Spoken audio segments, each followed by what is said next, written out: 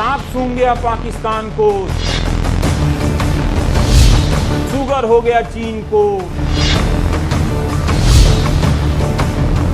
Rafale आएगा सबकी नींद उड़ाएगा, विश्व गुरु बन गया सुपर पावर।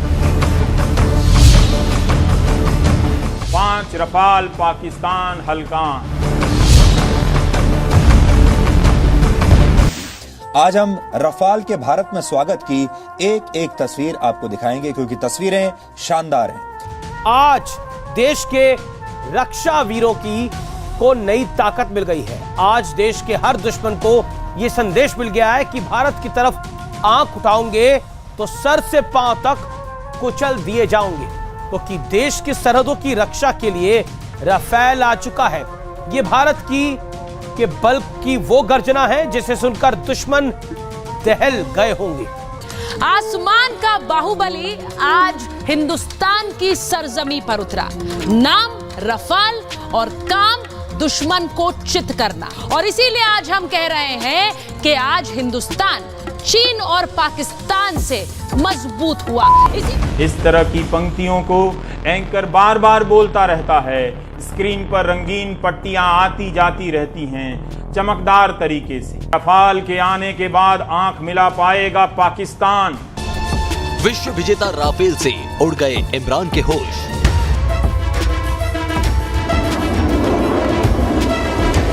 राफेल आया, मुशर्रफ इमरान का मुल्क थर्राया।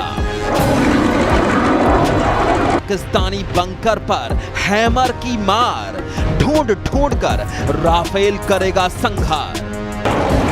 क्या चीन के पास है रफाल का जवाब? रफेल की शानदार उड़ान, रफाल की हुंकार, दुश्मन में हाहाकार। राफेल की लैंडिंग से हिल गया ड्रैगन। रफाल की गर्जना से दुश्मन देश डरे हुए हैं, ड्रैगन के होश उड़े हुए हैं, पाकिस्तान घबराया हुआ है।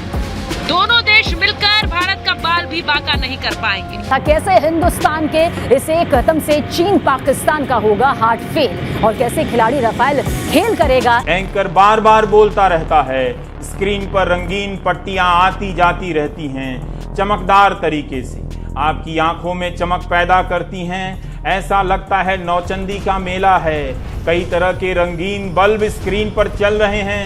5-7 मिनट रफाल के आने पर ही निकल जाते हैं। एंकर की आवाज के साथ साथ म्यूजिक भी दिया जाता है ताकि आप में जोश आता रहे। रफाल का रनवे इस वक्त मेरे सामने मौजूद है।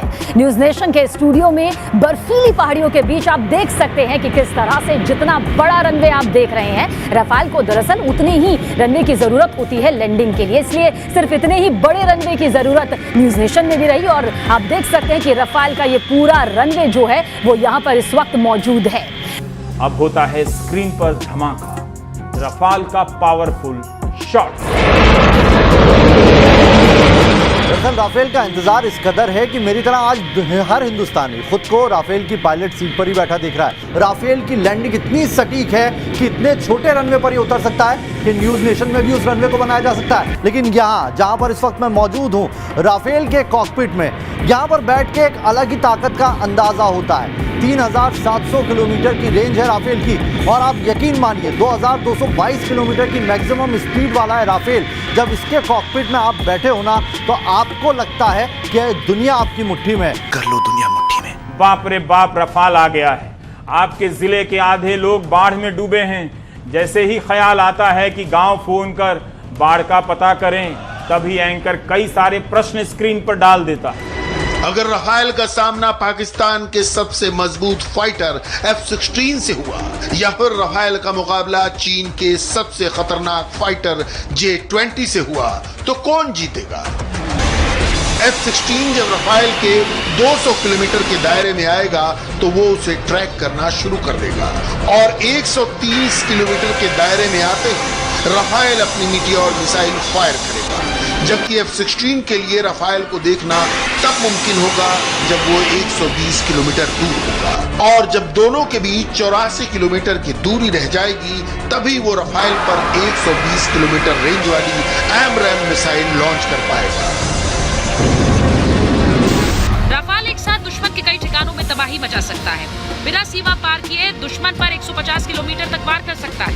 10 मिनट में पाकिस्तान और 5 मिनट में चीन को तबाह करने में सक्षम है। मैं आपको इसलिए बता रही हूँ कि अगर पाकिस्तान और चीन कुछ भी हरकत करने की कोशिश करता है तो महज 7 मिनट के अंदर कैसे रफाल वहाँ पहुँच करके अब दुश्मन को जवाब देगा। देखिए ये है वो क्षमता रफाल की। आप सहरसा और कोटा में बैठे सोचने लगते हैं कि चीन और पाकिस्तान के पास रफाल का जवाब नहीं हो सकता। आपकी नौकरी चली गई, फीस देने के पैसे नहीं है, उसका जवाब नहीं तो रफाल का कैसे होगा? कमाल है। लेकिन रफाल का जवाब नहीं है, ये बड़ा सवाल है। वैसे भी रफाल ने आपकी नौकरी नहीं ली है। आप अपने सवाल को भूल जाते हैं। चीन और पाकिस्तान के सामने फ्रांस से मंगाकर रखे गए सवाल में उलझ जाते हैं। लेकिन लोगों का जो एक्साइटमेंट है वो हम यहाँ पर देख पा रहे हैं। भीड़ जरूर सड़कों पर है, भले ही वो रफाल को देख पाए ना देख पाए, लेकिन कैसे एक उत्साह, उमंग, जोश है वो हम जरा समझ रहे हैं। बताइए कितना बेसब्री से इंतजार अंबाला जब टचडाउन करेगा रफाल? किस तरीके से इंतजार कर रहे हैं? बड़ी बेसब्री से इंतजार है, बहुत बेसब्री से। वीडियो बनाने का सोच रहे हैं पर बना कर रहे हैं, वीडियो नहीं बनाने दे रहे हैं। अच्छा, वीडियो बनाना चाह रहे हैं? मन कर रहा है वीडियो बनाने का, बनाने नहीं दे रहे हैं जी। तो अफसोस हो रहा है कि वीडियो नहीं बना पाए? बहुत ज्यादा अफसोस हो रहा है जी। वेलकम कैसे करेंगे? चलिए वीडियो तो नहीं बना पाएंगे, वेलकम कैसे करेंगे? सेफ शेक करेंगे जी। ये ना भाई आपके शहर में वेलकम हो रहा है, पहला स्क्वाड है रफाल का आपके शहर में आ रहा है, तो स्वागत कैसे करेंगे ये बताइए? तालियों से करेंगे जी, तालियों से। क्या बचाइए फिर? तालियों से स्वागत होगा तो मिल के बोलिए जय हिंद।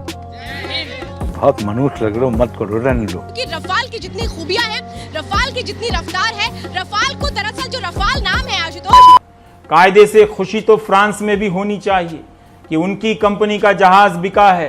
फ्रांस के लोग अपना माल दूसरे देश को बेचकर आत्मनिर्भर हुए हैं। अभी और रफाल वहां से आएगा, लेकिन वहां ऐसा जश्न नहीं है, जबकि खरीदने वालों के यहां जश्न का माहौल है। सेना का हर कार्यक्रम एक इवेंट रहा है, पहले भी था, लेकिन अब पहले से कहीं बड़ा इवेंट है।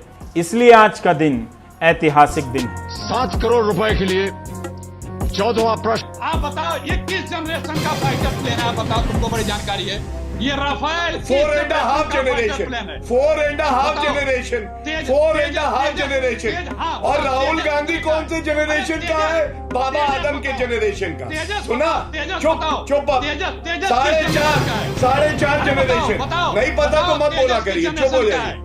जानते कुछ हो ये लीजिए, अभी आप क्वेश्चन बदल दिया। आप बताइए, आप बताइए रफेल का पूरा नाम क्या है? बताइए रफेल का पूरा नाम बताइए, कंपनी का रफेल का पूरा नाम बताइए। अरे सर, ये कौन बनेगा? करोड़पति खेलना बंद करिए। रफेल का पूरा नाम बताइए, रफेल का वेट बताइए, रफेल की कीमत बताइए। कौन बनेगा करोड़पति? खेल रहे हैं आप इस बहस के अंदर।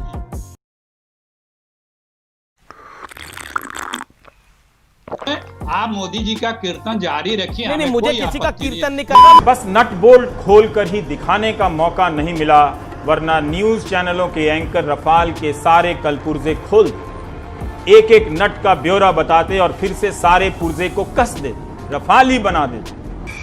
न्यूज चैनल पुर्जा पुर्जा का हाल बताकर कोई भूल नहीं कर रहे।